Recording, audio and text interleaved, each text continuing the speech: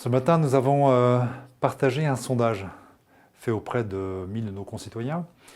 Et parmi les questions de ce sondage, il y avait une question sur l'inflation. À quel niveau estimez-vous l'inflation 2019? Et pour beaucoup d'entre eux, plus de 50%, ils la surestiment en la situant au-delà de 2%. Actuellement, l'inflation en France est à 0,7-0,8%.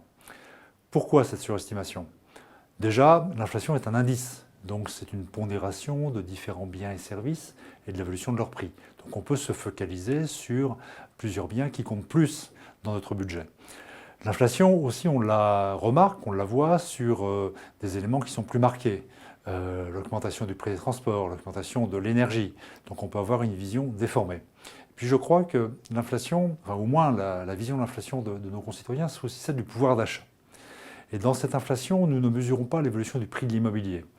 L'immobilier n'est pas mesuré directement dans l'inflation, il l'est par les loyers.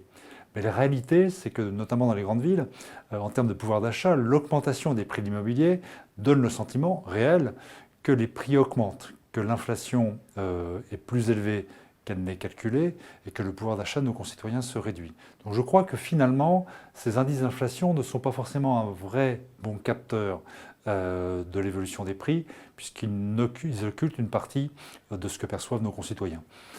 Ce qui est certain, c'est que nous devons continuer à expliquer, à partager tous ces éléments et que les GECO y contribuent fortement.